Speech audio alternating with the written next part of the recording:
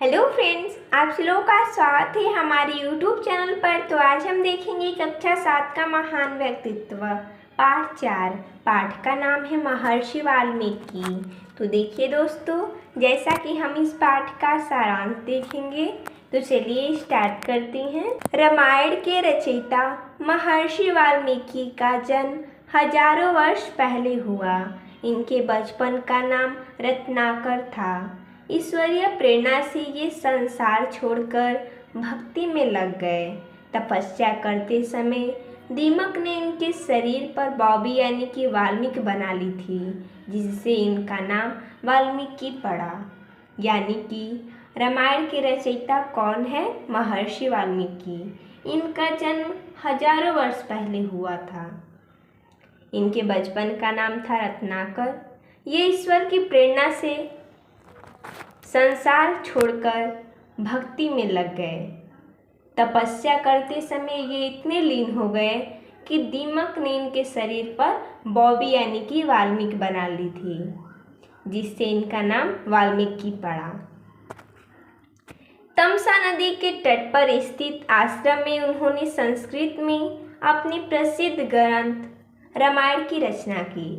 यानी कि तमसा नदी के किनारे पर स्थित आश्रम में उन्होंने संस्कृत में अपने प्रसिद्ध ग्रंथ रामायण की रचना की। इसमें 7 खंड है। वाल्मीकि को संस्कृत साहित्य का आदि कवि कहा जाता है।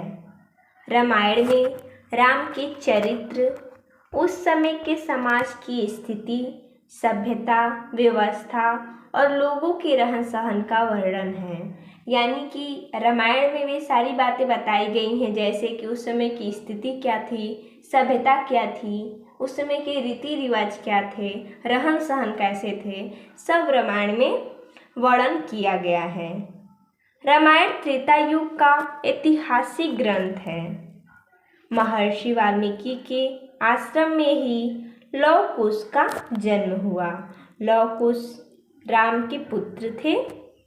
वाल्मीकि ने उन्हें छोटी अवस्था में ही ज्ञानी और युद्ध कला में पारंगत बना दिया। लव कुश ने महर्षि के आश्रम में पहुँचे हुए राम के अश्वमेध यज्ञ वाले घोड़े को पकड़ लिया।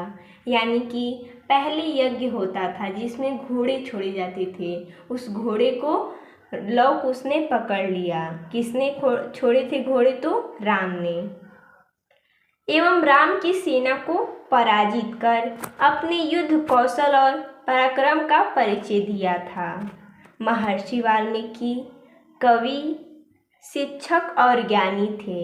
इनका ग्रंथ रामायण भारत के ही नहीं वरन सारे संसार की अनमोल कृति है। इस श्रेष्ठ महाकाव्य रामायण की रचना, नीति, शिक्षा और दूरदर्शिता के कारण वाल्मीकि को आज भी आदर और सम्मान से याद किया जाता है। तो देखिए दोस्तों, जैसा कि हमने इस पाठ का सारांश देखा, तो मिलते हैं तब तक के लिए धन्यवाद दोस्तों।